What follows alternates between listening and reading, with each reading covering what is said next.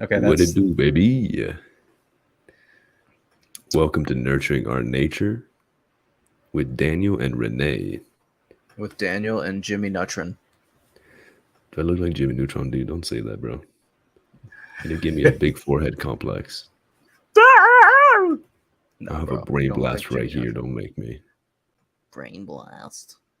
I That love how they sounds. zoomed in his ear canal to get to his brain. It was like, Oh yeah, remember that? I'm surprised like the camera didn't get stuck in earwax or something. Did he go through the ear? Maybe I'm just remembering wrong. No, I feel like it went through the ear. Went through the ear, right? Yeah, Should have gone up the nose. oh, He's should have like, gone up. brain blast. Should have gone up the rectum, bro. That's a long way to the brain, dude. Hey, speaking of which, I want to learn more about the gut biome. I know you know a bunch about that.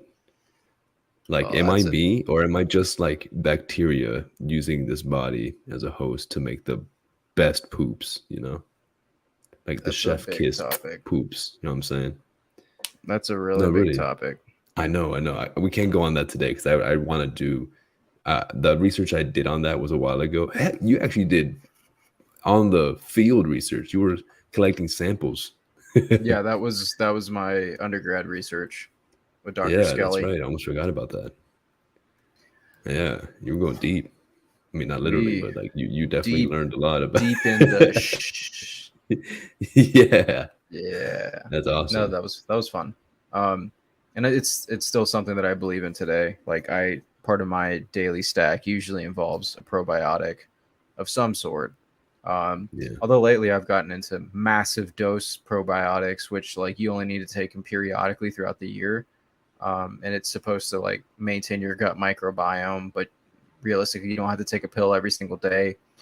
If these you bacteria just are bomb it actually with this. you bomb it, and if these are living species that truly replicate, like you should be good to go if you get a significant amount within your gut microbiome.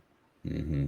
However, Can you eat um, certain diets with that uh, intense supplement in order to make sure it kind of sticks around? low FODMAP diet, Yeah, because we'll I get into imagine that. if you take that high, gut biome pill, and then you also take like something that helps, purge you, then they might not take, if you Right, will. right, You know, like that's kind of common sense, I suppose. yeah.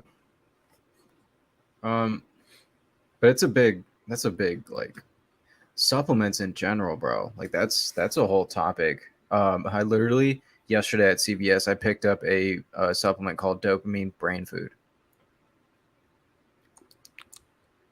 It's like all these crazy precursors that basically like Mm. lead to the production of dopamine. Like Andrew Is Huberman that talks actually what about. it's called? Because I've heard a bunch of different. Um, there's plenty of people out there that have their own version of this Yeah.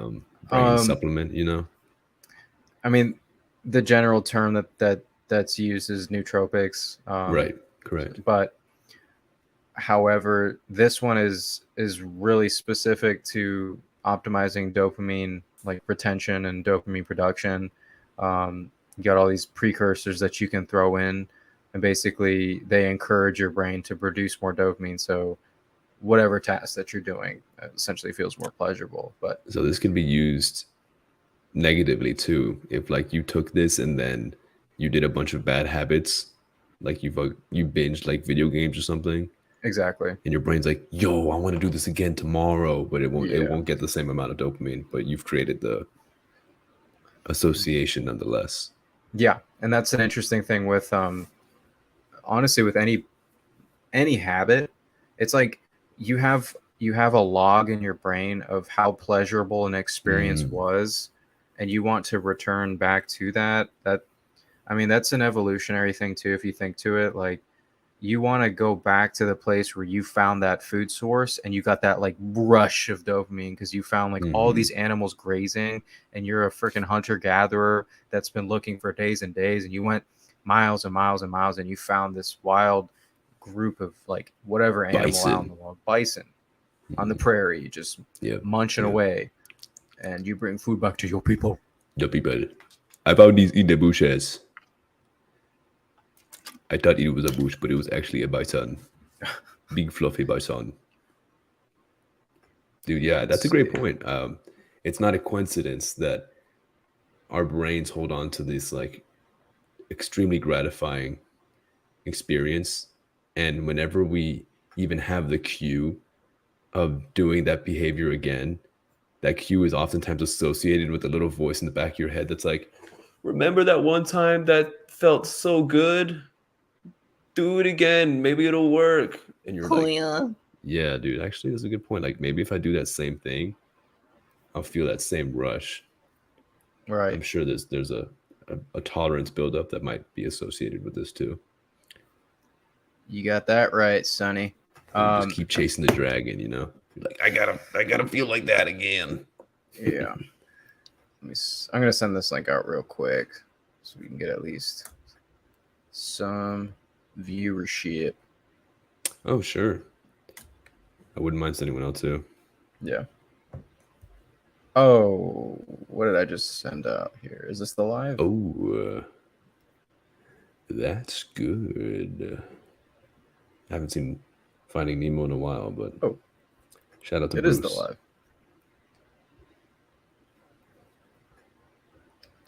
Hey, yo, we looking hella serious. Did you see our live photo? It must have taken it right after we decided to. Yeah, dude, I'm just stop like smiling. super. You're like, yeah.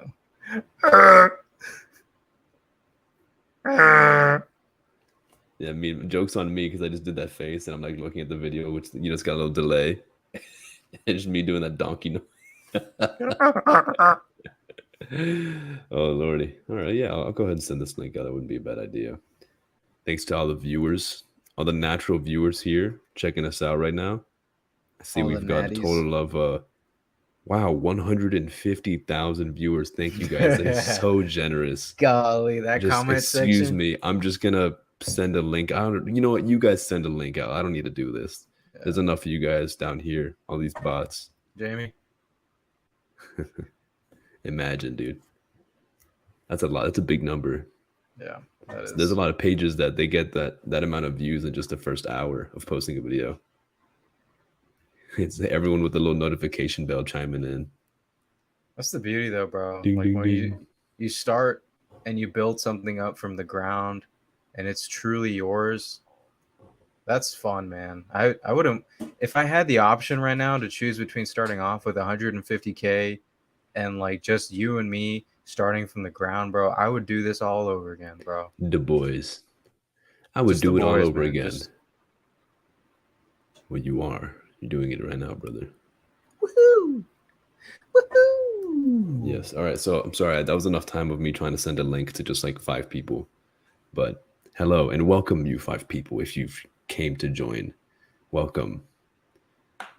Today we're actually last thing we were talking about was the supplements. And since most of our discussions lately have been about habits, I think supplements is a pretty good example to bring up actually, because it's really it's something that you could do in one step, but you don't really see the benefits of it instantly, do you? It depends on the supplement.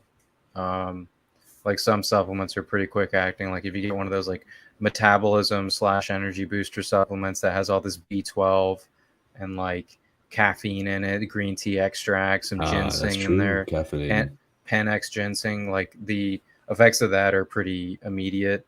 And it's one of those things that kind of reinforces itself because of how it feels in the moment.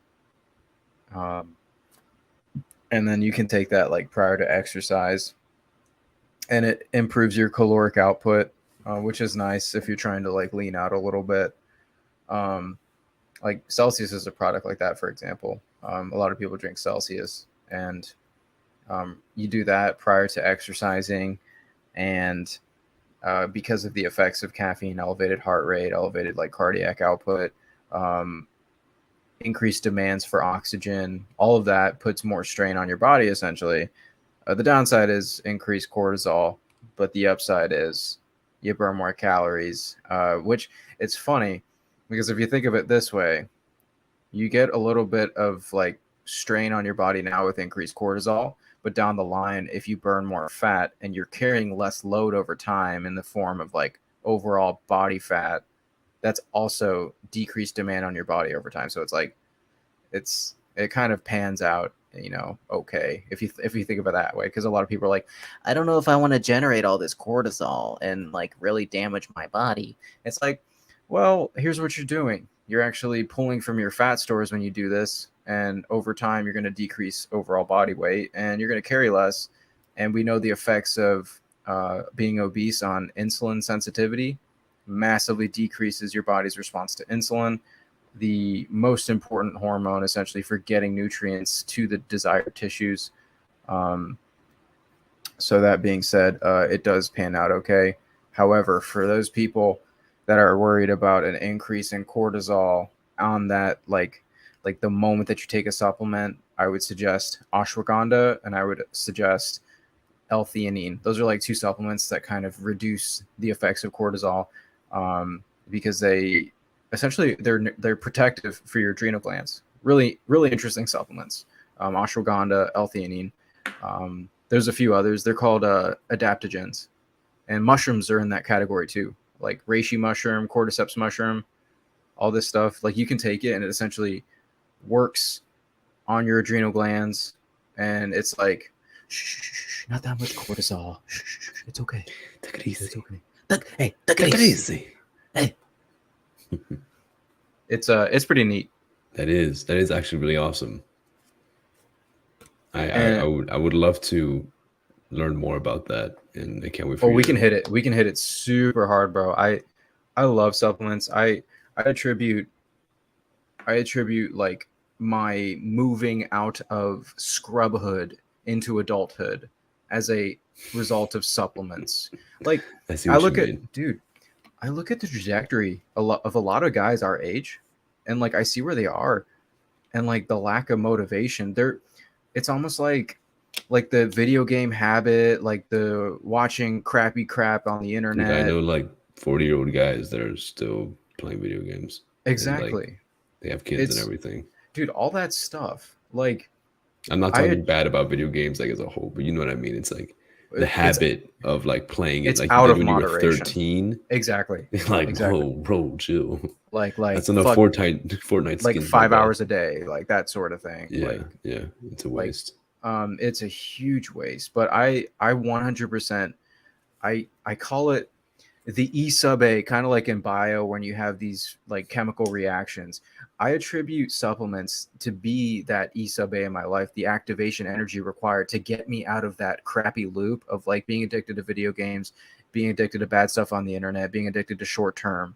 Like supplements got me out of that because I got into nootropics, and like a lot of it was like showing me this is what your brain could feel like if you decided to turn your life around and you decided to like really focus and grind, and like math, for example. I hated math, and I remember like I took supplements like paracetam to like increase BDNF in my brain so I could find this stuff like a little bit more. It's like my brain was closed off to it, and I started taking these supplements that really like opened my brain up to find this stuff interesting.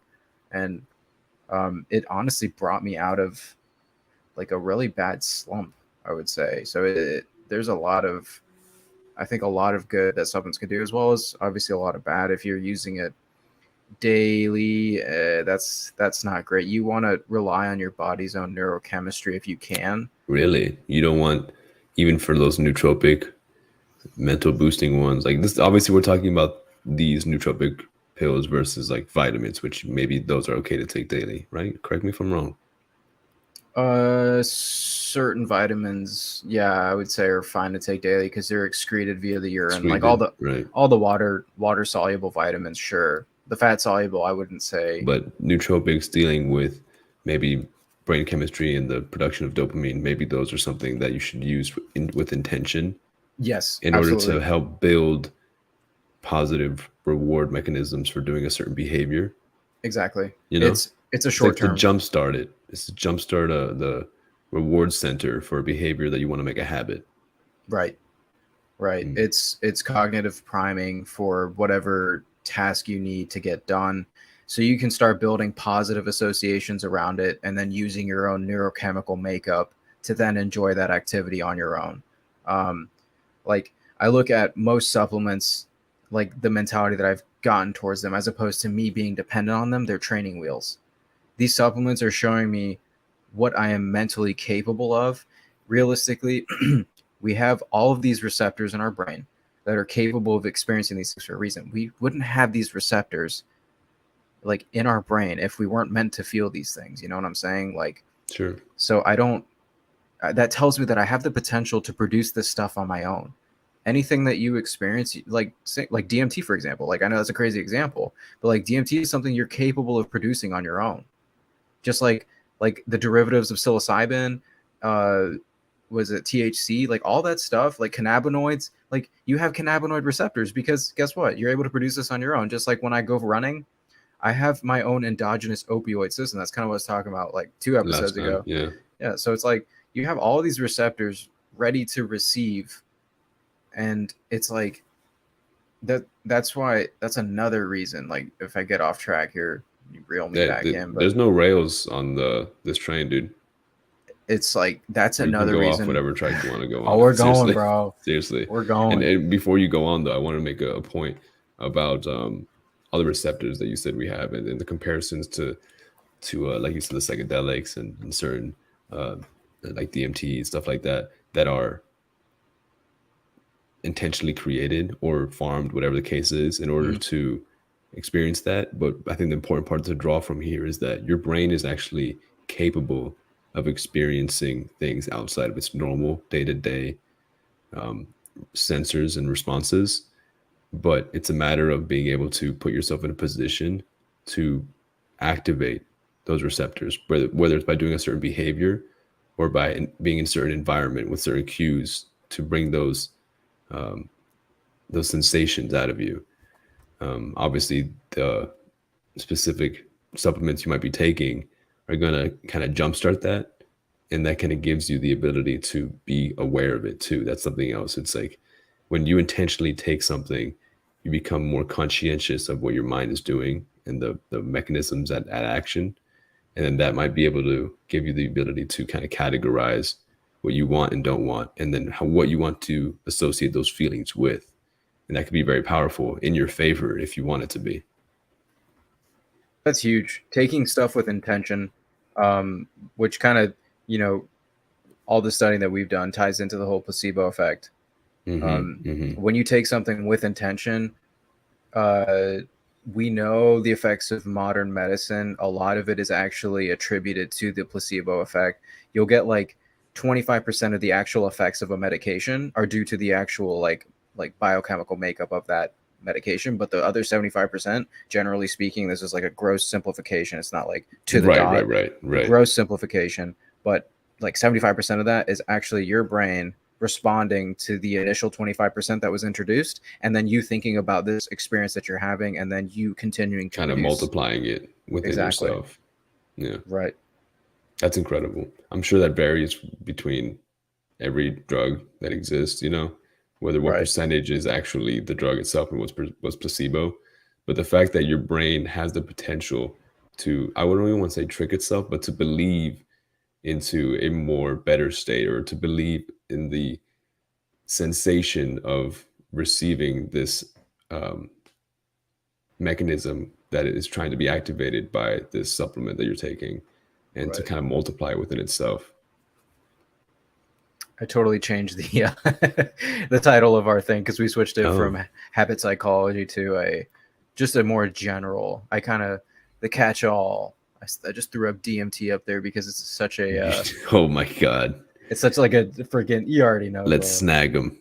Let's get them. Snag them. Oh my goodness. Yeah. Disclaimer: I have never taken DMT, so this is all just a theoretical conversation. But from watching Joe Rogan. And other crazy little podcasters, and I think the point that we're trying to draw here is that, from what I understand, your body releases DMT when you die. Is that correct? Yeah, it's something that you release when you die or get close to near-death experiences. It's almost like it's the white light. It's now. Does this have to be like a near miss situation? Like, can you be in a car accident and like not get hurt physically, but like you see your life flash before your eyes because like maybe like some Final Destination thing where the log flew out of the car in front of you, but like it missed your car. Do you think DMT would be released then, or would it actually have to have like a physical impact where like the log hit your car, you've been impaled, but then like you came back on like the surgical table? As far as I couldn't answer that for sure. As Come far on, dude. You haven't experienced any of those two things? no, man, none of it. But as far as I understand, I think it has to be as close to death as you can possibly get. Sure. And usually that involves so much excruciating pain that Yeah, I like think you it has just to be like physically inflicted. yeah. You're actually dying. It's not like you almost close call. It's like you're dying and you came back by some kind of medical miracle. Right. These days, speaking of which, it is incredible in a good way and also kind of a depressing way how advanced we are medicinally in being able to keep people alive that aren't supposed to be alive. And when I say not supposed to be, I mean like their body is in total organ failure, but we have the technology to keep them alive. Whereas in any other, period of time, this person would have been dead months ago. And that's obviously a sensitive topic. That's why there's DNR forms that are filled, and there's also the consent from the patient and also like the family members. It gets very emotionally intense. But from just simply a medical perspective, it's quite fascinating to see what we're capable of. And it's not just smooth sailing. Obviously, it's not like these people are organ failure and they're just like walking around dancing thanks to modern medicine. They're probably intubated and highly sedated, Which brings in the whole discussion on quality of life versus like actually being alive. So like, I don't consider somebody. This is a very deep discussion. But somebody, even in a day-to-day type of situation, like a normal person, I would say that a lot of people aren't actually living until you like hit a certain criteria. So defining what living is a really interesting thing. And I think part of that has to do with quality of life and having volition and control over that which you were doing on a day-to-day basis. And so what this is like personable. It just depends on each person's perspective of what their purpose for life is, correct? Like you're saying that some people aren't living because they're not living to what you expect to be a meaningful life versus what they think is a meaningful life. Their own definition for sure. Like the individual definition of what a good life is definitely varies from person to person. But in order for you to be alive, in a philosophical sense, we'll put it that way, Okay. you have to have the freedom to choose. Essentially, you have to have the freedom to choose your greatest ideal of good, like the thing that you want to accomplish in your life. Like if you don't have the freedom to choose that, and you don't have the quality of life because you're living in so much excruciating pain. Yeah, you're alive, but are you living? Some people just aren't ready to move on, even if they're not in like a good state, Right. I feel like I personally would be a very stubborn person and hold on to whatever thread of life I was able to hold on to. But I also am aware of like the financial burden that I would be causing my family. And I also recognize like the strenuous burden I'd be putting myself through for no reason. And also the burden on like hospital staff. It's like the empathetic person in myself is like, I could stay alive, but man, like I'm kind of making this person's life hard taking care of me. Yeah. Yeah, it's an interesting set of thoughts. It's like obviously this all comes from a place of like we value human life. And like at its very core, I think why we value human life, that's not a question that I think should go untouched. Like, why does human life matter? Because a lot of people are just like, it just matters. It's like, it's humans. Like we're awesome. It's like, well, no, you never actually. Most people don't sit down and actually ask that question because I feel like it would offend a lot of people. Like why does human life matter? It's because of our ability for limitless potential. That's why human life matters. We are literally like order creating machines. That's what humans are. And it's crazy because we can take an absolute mess and make some order out of it. And I think that's what makes us like, in a like cosmological sense, very special creatures above animals of any kind, is the fact that we can order our environment and take absolute chaos and make it into something that has the potential to benefit others around us. Yeah, our innovative potential is pretty limitless, and that is an interesting perspective on what gives life so much value. And sometimes it's not just what someone's already accomplished that makes them valuable, but like the fact that who knows what they can accomplish, you know? And you're taking, and also like who knows what interactions and connections they could have made. You know, you're not just taking away their innovative potential to create something to benefit the environment, but maybe you're also taking away their potential at making a positive impact in others' lives through simple, just emotional conversations. You know, it's just it's limitless, really, the amount of potential that an individual can have. And maybe you're right. Maybe that is what kind of gives us so much value over other animals, maybe. But with that said,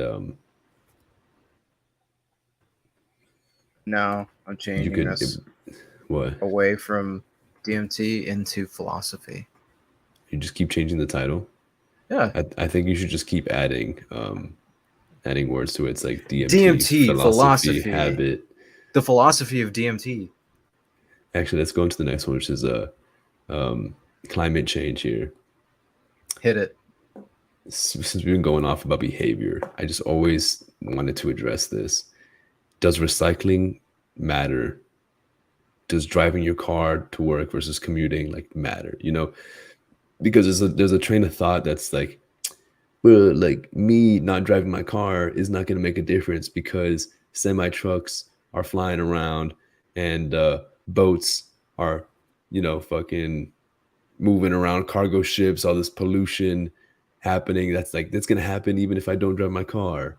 But then you have the other logic, which is like, you know, the butterfly effect, you know, in a sense where it's every person's decision to leave the light on in their house when they go out is actually causing a greater burden.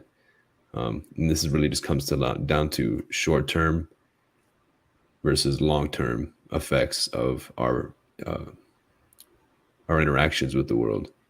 And I think the reason why global warming and such has reached this point, whether you believe in global warming being a phenomenon that's unique to now or a phenomenon that's been happening cyclically for, you know, the entire existence of the world, whether or not we have had a impact on it, it's kind of interesting to think about, because I think it's hard to deny the fact that we have impacted the environment. That's absolutely undeniable. I mean, Right, we have, like, we look our technological prowess as a species is unmatched. The only other species that comes close to us is living in the Stone Age, which is apes. That's it, bro. Like, we're the only species that can actually legitimately build a skyscraper and, well, you know, do what we do. Beavers be building dams, though. No, true. Yeah. Damn it. Yeah, they do be damming it. It's true. Damn. Yeah. God damn. Gotcha, bro. You did, bro. Pause. Yeah, it's true. I mean, it's really interesting. So I was thinking the other day, is it possible that making recycling more beneficial in the short term would increase the likelihood of people recycling? Like whether this be like being paid to recycle type of stuff, you know? It might. Or like finding ways to like actually repurpose, you know, your material. I mean, there's some that are obvious, right? Like you buy a jar of soup, it's in a mason jar, you wash the jar out, you now have a mason jar. Immediate gratification for recycling, right? Like that and was now pretty you easy. can plant a cute little plant in your mason jar. You could do that. That's definitely true. Or you can make soup and then store it in the jar. Or I mean, mason jars get kind of hot. Or you could just fart in the jar and then close it and then That's give right. it to That's give right. it to your girlfriend. That's right. Yep. You got lightning in a jar too. You just leave it outside. You put a little aluminum foil in there, and then you just wait for your next thunderstorm, and then you just stand outside. And once the lightning hits, you just close the jar. You know, Nice. Dude, lots of potential. I love science. It's all facts. Yo, science fiction was a genre of comic books, a genre of literature. Now, when I read science articles, I feel like I'm reading some sci-fi from the 90s, from the 80s. It's really crazy where we're at right now. It's the On all fronts, great medical, transition. military, astronomical. It's wild.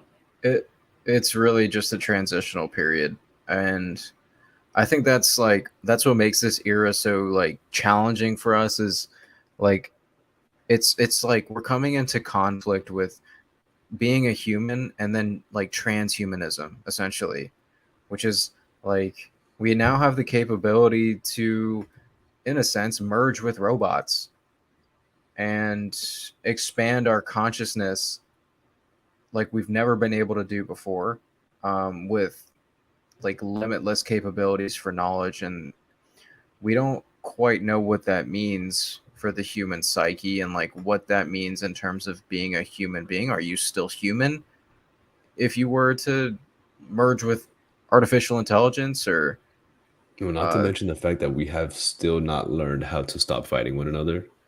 So now, right, like as technology improves, we just learn how to fight each other on different fronts. Like when's the last time you saw someone like pick up a rock or a stick, right? I feel like Versus that's like better. I feel like no, that's but way but better. but think about it now. Like they could just put some malware into your state's electricity, generating system. Yeah, freaking detonate a EMP over Dude, Tampa Bay. they're not even that dramatic. It literally could just be like dropping a USB outside of a power plant and just hoping an employee picks it up and puts it in a computer, and then the malware downloaded. Yeah. You know, and it's Uh, like why are we still fighting each other? What's the point at this? Like, it's just are we really just fighting over resources? And this also goes back to your point earlier about like meaning of life and how the control that we have over our choices. We have, like we mentioned before, the locus of control. Our locus of control is so small, dude. Unless you're like a highly connected and ridiculously rich person on this world, your locus of control is pretty small.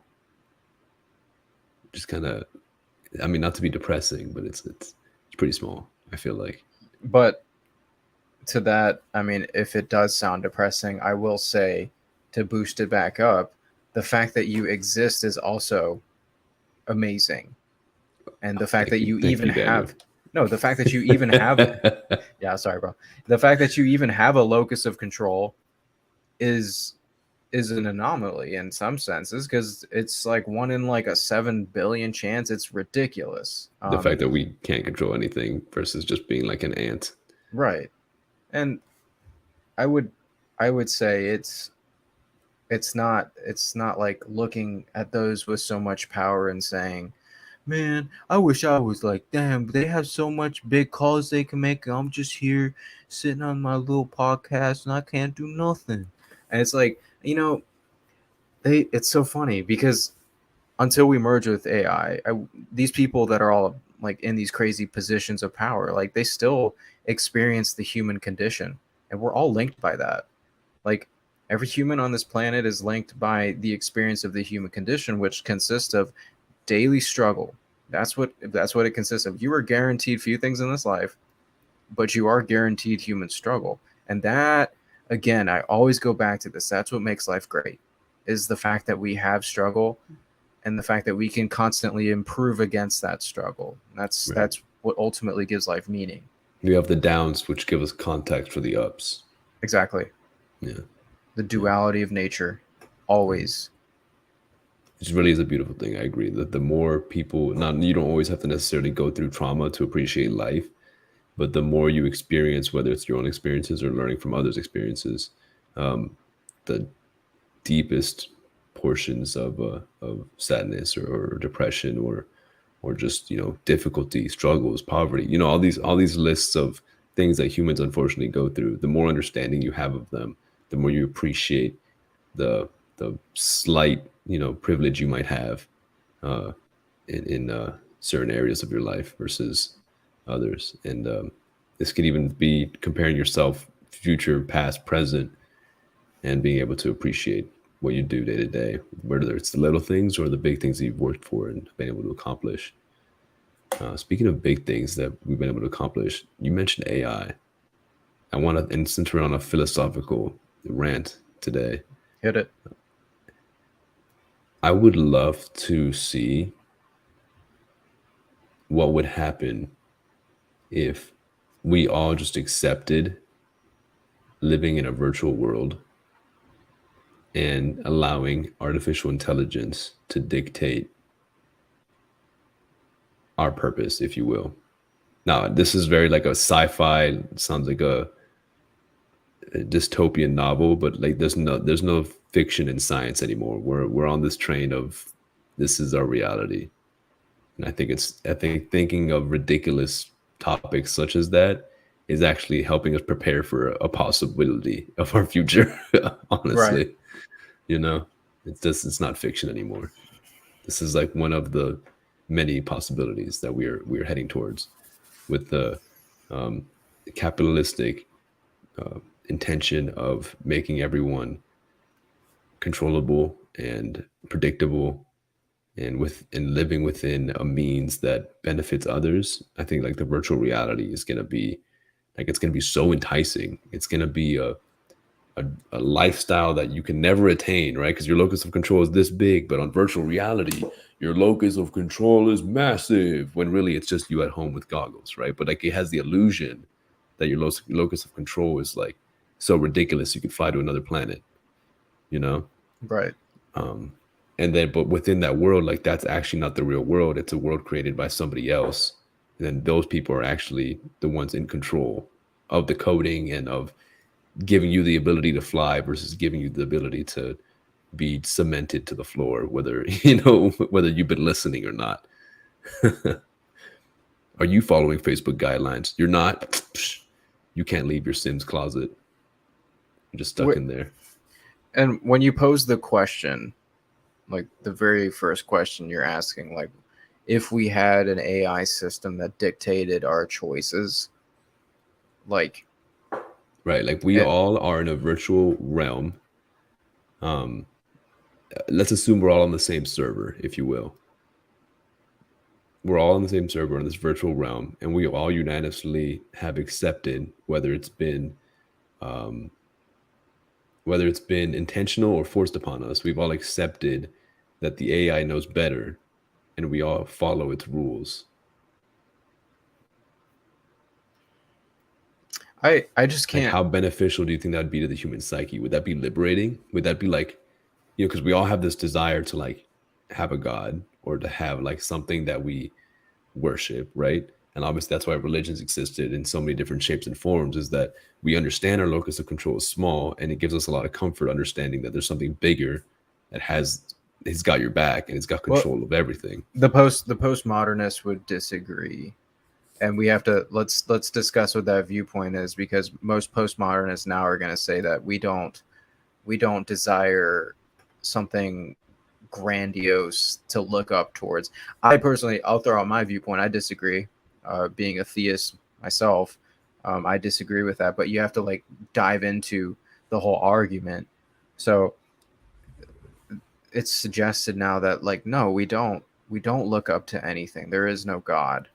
But when you argue that same logic is going to be challenged, when the logic that atheists, I think is the proper word for it, people that don't believe in a religion or a God, wouldn't you think that their logical approach as to why there's no God, such as like, I can't see him, I can't see her, whatever, I've never experienced their feeling, I've never seen the physical proof, of the God that you say you pray to, those same people are going to be challenged when there's an actual AI who in their virtual world has, if you will, physical, tangible presence, and you can actually witness the AI beings or AI gods ability to like manipulate your reality.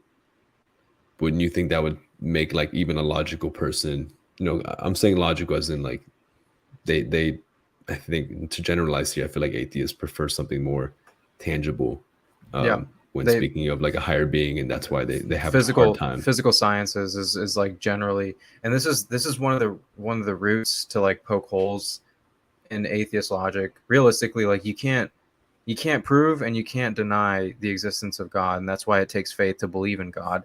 But Right, but but I've listened to plenty of atheists discussing, and then they'll just combat your same point when discussing like, okay, well, you have to have faith. Like, why do I have to have faith in something? Like, I'm just gonna live my life, and like, I well, don't feel like I need that, you know? realistically, everybody has to have faith that the ground that's underneath them won't give out, and that when they step out into the world, that you're not going to get struck by a lightning bolt. Realistically, belief But in then, science, but for atheists, that's just like a statistic. It's like, oh, statistically, the ground is gonna support me because it has, and then because of gravity and yada yada yada. you can always point to the abnormalities in the Hey, hey, statistics. hey! I'm not trying to play devil's advocate. I'm No, trying to no, no. redirect to the logic of AI and how, whether it's an atheist point of view or a theist point of view, how do you think the psychology of our society is going to, like, do you think it's going to be embraced by everybody, or do you think there's going to be a hard pushback of people, let's say like yourself, that are but have a religion of preference, and you're going to recognize this AI is not the being, and that its influence in this virtual realm is not actually an influence in the galaxy, if you will. I think there will be absolutely a, I don't want to say this would be a majority movement, but I think there will be a small group of people who will push back against the idea of essentially not having true freedom Like in the physical realm, in the physical realm. right? Um, That's because what's I, going to be enticing. They're going to and be like, yo, you are free, just put these goggles on. this is a whole philosophical conversation, because a lot of it, a lot of the human experience comes from what we experience physically. Like the body gives rise to the mind, and the mind influences the body. And so if that holds true, I mean, we can demonstrate that scientifically. If that holds true, then what happens to the physical body? Obviously, you get deterioration as one of the effects, but how does that affect the mind of the person who's just sitting there in a sedentary lifestyle? And we know that Oh, go it's on. yeah, we know how humans feel when humans are active and when they are participating physically in the life that they're living. And it seems that psychologically, the human experience is so much more robust when an individual is actually physically involved, whether that be like a job that involves them like getting up and moving, or like even something as small as like having a standing desk at a desk job has been shown psychologically to improve work outcomes massively. Like little things like that. We know that like people, they're always looking for ways to improve desk job performance. And why is that? Because I'm not gonna Built like for it. we're not really built for it, bro. Right, right. Like why is it that we need all these stimulants and caffeine, and like some people take Adderall to like stay awake at work? It's like Mm. why what is, it's like we're simulating the fight or flight experience. We're simulating something to In make the us feel work, yeah, alive in the in workplace. the workplace, when it's like, why not just get out and experience the real damn thing? Yeah, yeah. You see that And spit globule? relating to the yeah, I did. In relating to the to VR, like you mentioned at the beginning, when you were responding there, by no means is this VR reality, as even if it's as enticing as possible, by no means is it going to be physically healthy. Right. There's no way. I mean, unless you're just like walking in a treadmill while you have these on, but like even then, that would take away from the, I would say, the enchantment of the VR, where you're able to get lost and trick your mind into thinking that that's reality. If you're doing like a jog while you're outside of it, right? Um, And they're gonna put They're gonna But they put could, those people on pills, bro. but dude, think about it. They can give you. I mean, not to keep giving the VR creators out there ideas, but I'm sure this exists. They can give you the illusion of physical engagement. For instance, they have, I know there's like an early forms of like gaming treadmills, if you will, where they're like 360 treadmills. So like wherever you walk on the treadmill is like the direction you're walking in the game. And they also have like suits that you could put on that have like, what is the word? Hedonic, like, Hedonic treadmill. no, there it's essentially like vibrations, right? Yeah. That it could send in order for it to like give you the sensation Okay, so of feedback. move. Yeah, some kind of feedback, physical feedback, exactly. So when like you're grabbing something in the virtual realm, it's gonna feel like you're picking something up. Now, obviously, again, I'm going sci-fi because this doesn't exist right now. But like maybe you can have give things different masses and different like hot, cold, heavy, light, buoyant, whatever, all these like different feedbacks that we have in our physical realm. Maybe we'll be able to give the illusion of not just seeing it in the virtual reality, but also feeling it through our like morph suit of I think it's hepatic. I'm trying to think of the Hepatics. word. Hepatics. Hepatic response. Haptics. Are you trying to say haptics? Haptic feedback. That's the full. That's probably it. It's Yeah. like on the tip of my tongue, but it's just some kind of response that tricks you into feeling a physical stimuli that you correlate to the virtual realm. Haptic feedback is the use of touch to communicate with users. So it communicates when you're essentially in a virtual reality, like when you interact with that world around you, it gives you real sensation. Right. But Now, dude, of course, there's going to that's be an anarchy when people take the gloves off or they take the mask off and they walk around and they realize the absolute bliss that you can get from doing simple things like picking up a flower, like in the real world. And I don't think by any means this is going to compare to it. But here's the catcher, which links to what you just mentioned earlier. They're going to not just do that haptic feedback, like you said. There might even be like drug use that makes the virtual realm and the experience, all that. Like we were going back to talking about the nootropics. They're going to give, I say they, right? Like whatever, sci-fi realm world, AKA like 20 years from now, there's going to be, certain things that make it more enticing and that strengthen your brain correlations with the bliss that you feel in the VR world. That's gonna like completely destroy anything that you can get in the real world. exactly. And I think the pills is going to be the like crux of what happens, Take because the blue pill. you have to, in order for you to like be able to sit in that same place, you have to maintain your physical body somehow. And I think the key of that is going to be, number one, like neurochemical medication, so that like the neurochemical experience that you're having in virtual reality is like it feels good. And then on top of that, you're going to be hooked up to some kind of like feeding tube of some sort. Like you IVs got or to, something. yeah, like you're going to have something to maintain your physical body. um I think the part that cracks me up though is that this whole virtual thing is based off of the physical realm. Like all of the stuff that you're Oh, I going to see. Like experience in there's no VR where you're just like a floating spirit. it, no, like what I'm saying is like the whole virtual reality experience, like all this feedback and all this extra like technology is all based off of like stuff we can experience in the physical world. Right. In other Like, words, rather than nurturing our nature, they're trying to hack our nature and right. simulate it in this VR experience. And it can never compare to the actual like legitimate human experience. Experience, sure. Yeah. Dude, but it's gonna trick a lot of people. Right. It's gonna come so close and it's gonna exceed it. In I think the way it's gonna exceed it is gonna be in the hedonic sense versus the distal sense of reward. The instant gratification you're gonna get from the VR world versus the multiple steps that it takes to reach like a distant reward that you do have to fight for in the real world. I think that's gonna be where people make a really easy switch to staying in the VR realm. Mm. So you're gonna be like, yo, I could literally just get instant gratification on here versus logging off this and having to work in the silicon mines. In the Yeah, gulag. in the gulag, yo, whatever. It's gonna be crazy, And I genuinely don't want it to ever happen. You know, I would like for it to stay science fiction. Um, but I could read the writing on the walls at this point, and I think,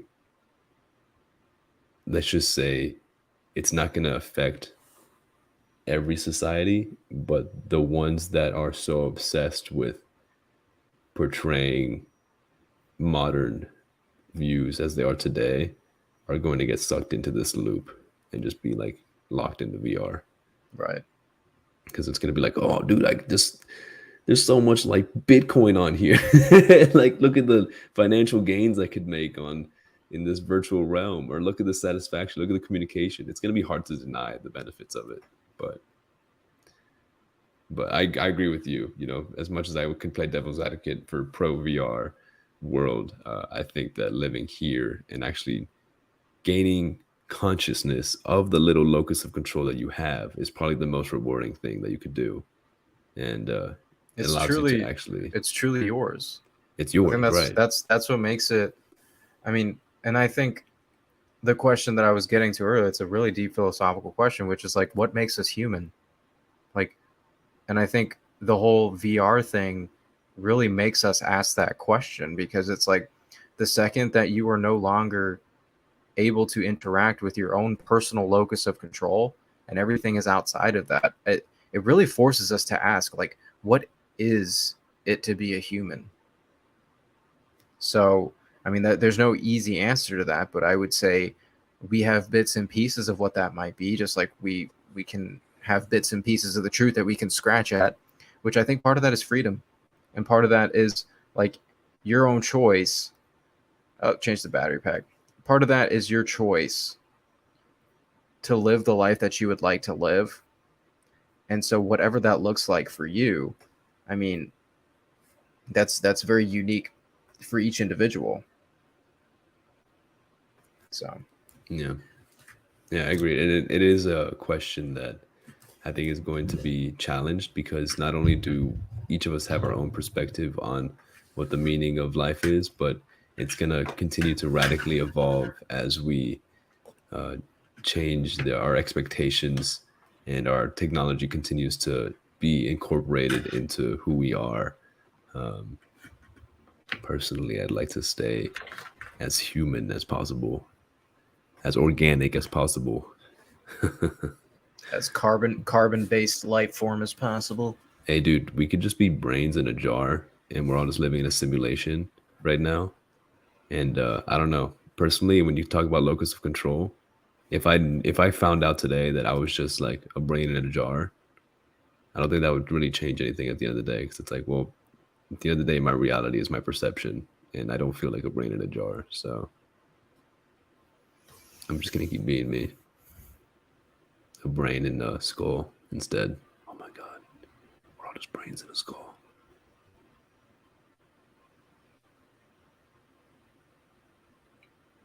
That was made under instruction from your unconscious program. Beep boop, Beep boop bap. beep boop, bop, beep boop, boopity scoop boop. What if what if I asked you a question here? No. It just logs off. Yeah, go on. Hit me, hit me. Is happiness just the product of chemical reactions in our brain? Biologically speaking, yes. You know, it's a response of our body to a certain stimuli that we are possibly genetically predisposed to reward ourselves for doing, so we feel happy from it. You know, I believe that we're like social creatures in a evolutionary way. So I think a lot of what we find like funny, and why we all laugh when we're in a big room together, is because we've been trained to satisfy our one another, you know, to feel good and to lighten the mood. It's like a form of empathy that you might subconsciously be doing. The joke might not even be funny, but you laugh at it anyways because like you're part of the squad, Right. you know. So, but you know, if you have a good self awareness in what you're doing, and you have the conscious choice versus the automaticity to respond to things, I think that it might take a lifetime for me to get to this point, but I still have, you know, even though I have awareness of emotions, I still have spontaneous reactions to things in my stimuli, whether it's like angry, happy, sad, frustrated. You know, I can't help the initial response from the stimuli I receive, but I've gotten it down to like in about 5 minutes, I could pretty much rationalize, or like not rationalize as in like give myself the, you know, okay to be angry or frustrated, but more so like I could break down the problem and break down my emotional response and ask myself if it was rational or not, and then make an adjustment. So like I could be pissed at something that happened, and then within 5 minutes I could be like, hey yo, like check yourself, there's no reason to be upset. Same thing Right. with happiness. I could have an emotion and be, you know, jubilant in a social situation, and then reflect on it within 5 minutes and reach a point of being like, this is really good. Like I'm glad I'm here right now, just enjoying this little thing. And then that kind of multiplies the good feeling. So I guess the first one is automatic. And then the second wave of happiness is like my conscious decision to like placebo affect the happiness emotion up more. Cause I'm like, I'm alive. I'm with the people I like. We're making jokes. This is a good thing. Yeah. That's a powerful practice, man. That's something that I'm trying to include. It's actually one of my most recent habits, which is like in my morning practice. I try and reflect on things I'm grateful for. So like, or like things I'm happy about. Um, because it ultimately, like you said, it kind of multiplies and amplifies like that whole like your whole mindset towards like the world around you. It's like an immediate switch, if anything. Like especially if you do that first thing in the morning, like Hmm. before you've made any judgment calls on your day, like before you've said today's gonna be a blank day. Like if one of your first practices, I like first I make my bed. Second, if I can do that, dude, it's gonna be a good day. I tell you what, I did it this morning. An inspirational speech is what I listened to. Mm, It was some guy. He was literally that'll yelling, get you. but it got me very pumped up. Yeah. And I was a tired boy today. I'm not gonna lie, but like I think that speech helped me get through Yeah. No, I hear quite a you, bit of man. stuff. Finding morning habits, like doing little behaviors in the morning that help like push the snowball in the right direction. So you wake up on the right side of the hill versus the not so good side. It's I think it's huge. And making the bed for me now is just automatic. Like I just fucking wake up. I don't move that much at night. So I feel like for me getting up and making the bed is just like flipping the edge back to where it should Oh, be. you're like, bro, all over the place, bro. Yeah, so you wake up, you got like a ball at the end, and you gotta like Yeah. unwrangle it. Now, I got pillows on the floor. I Yeah, got like the second blanket that I use. I was also on the ground usually. I yeah, don't know what yeah. happens when I'm sleeping, but But hey, dude, I think you know, like you said, the motivational quote. I have like a whole playlist on Apple Music. I've got a playlist on YouTube for like motivational content, and if on days where I could wake up and play one of those things, it really just sets me off in the right direction. right. As silly as it sounds and as minuscule as it sounds, it's something that's going on while I'm doing my other automatic habits, like washing my face, brushing my teeth, combing my hair. It's just playing in the background, but I got a Hmm. little pep in my step now because of it. You know, I think it kind of sets the radio station for your mind. You'll start. Not as in what song stuck in your head, but No, like it's as in what like the you start looking vibes. looking for things to match what you just put into your brain, Yeah, yeah, which is like that's the whole law of attraction thing. You become confirmation biased towards things that match what you just put in your like the narrative that you've just fed yourself first thing in the morning. So, what is that narrative? And if it's a narrative that's like, I'm gonna crush this day because I'm grateful for this opportunity that I have today, it's like Exactly. that's a whole nother response, man. Like that's not you're gonna look for things to be grateful for if you start feeding yourself a narrative of gratefulness. Like the simple things too. Oh boy. Next episode, I can't wait to get into asceticism versus hedonism, because that ties a lot into gratefulness. Yeah, I think that this episode's gonna feed perfectly into the next one when we're talking about the short term instant gratification versus long term. This also goes on to what we've discussed before, you and I, which is the dopamine versus serotonin reward systems. And I'd love to supplement the next chapter with our research on dopamine um, and the other neurochemical. Yep. Serotonin, dopamine. We can get into epinephrine, norepinephrine, which are Yeah, I also think it'd be super important super for cool if we motivation can relate states. those things. Um, But I have a whole book dedicated to it. I mean, that's such a we can try to tie it in, but it's such a no, it's gonna be dense, and yeah, maybe we'll have to not spark note, but we'll have to like summarize things for sure and have our own interpretations. But yeah. that'd be And great. That'd be great. Great time. there's a video I gotta send you. It's Dr. Andrew Huberman's video on like dopamine neuroscience. It covers it so well and succinctly, like it's just perfect. It's honestly, man, that video combined with another topic that's uh, it's like a whole like philosophical spiritual topic. It's super like when I read those two things together, it threw me out of like my existential philosophy that I was having towards life, Yeah, like dude, big it could time. be pretty So heavy. yeah, so like it was those are things that I would absolutely love to hit because I think it could help a lot of people, like people specifically who are in the mentality that every single day is the same and you're stuck with these day night cycles and you're stuck with having to eat meals every day and you're stuck having to like make your bed every like it's like a whole nother it's like Awakening.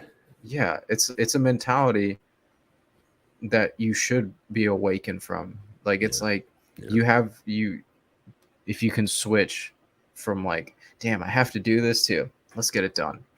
Like it's like Get her done. it's a whole nother experience, man. I agree. I agree. It's powerful, definitely. I really enjoyed this book, and I think it ties together so much that I think many people might find to have experienced. But I think these discussions make our experiences a little bit more tangible and relatable. Right. So I hope to do a little bit more of this next time. That's for sure. Yeah, we're gonna hit that chapter 5 hard. Yeah. I'll tell you what. But thank you guys for joining us, guys, gals, all the above. Here on Nurturing Our Nature. We're going to go ahead and sign off for today. So if you've been able to join, give this video a thumbs up. Go ahead and share it if you felt like it was somewhat informative on one of the 100 of topics that we hit today. We went from the bacteria in our gut to space and gods and AI. Quite a scope there. But This was a I had good a great one. time. This was a good I had a good time. Yeah. Yeah. Thank you. Thank you for sharing conversation with me, Daniel. Thank you for also sharing in this journey that we just yo-hoed on. Yeah, our locus of control just kind of high-fived for like an hour. It was pretty good. That was sick. Until next time, guys. Take care. All right.